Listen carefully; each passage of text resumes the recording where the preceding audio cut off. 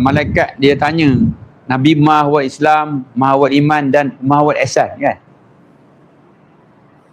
Islam, iman, ihsan. Iman. Jadi Islam ni dia syariat. Antaranya kita kena semayang, kan? Kita kena ambil wuduk sebagainya. Di sini ada mazhab. Kan ada mazhab Hambali, Maliki, Syafi'i, Ahmad, ada. Mana kalau nak semayang kita ikut mazhab mana?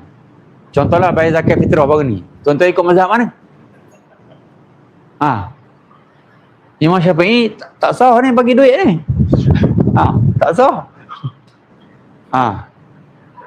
Contoh kan, jangan marah sebelah, ada orang marah saya.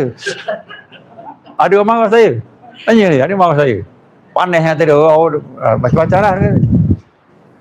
Iman ni akidah. Ini saya tulis ni untuk supaya tuan-tuan nampak. Akidah banyak mazhab dia. Mu'tazilah lah, Jabariyah lah, Qadariyah lah, macam-macam kan?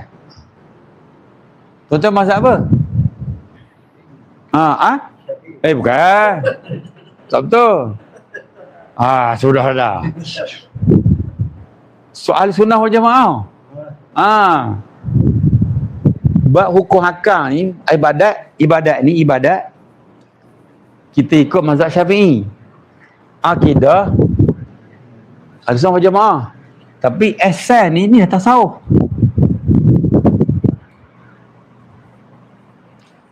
Tasawuf. Tapi tasawuf ni kita tak banyak bincang secara direct macam ni. Kita hanya sentuh masa ceramah-ceramah kita, kita kena baik hati, kita kena ikhlas, kita kena baik. Memang terang tu. Tapi dari segi khususnya kita tak banyak sangat cerita ni. Contoh jalan akidah, contohnya sifat 20 jarang cerita.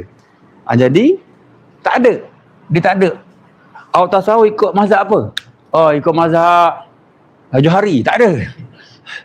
Kan? Tak ada kan? Tak ada. Maknanya siapa-siapa boleh jadi menyuci hati dia.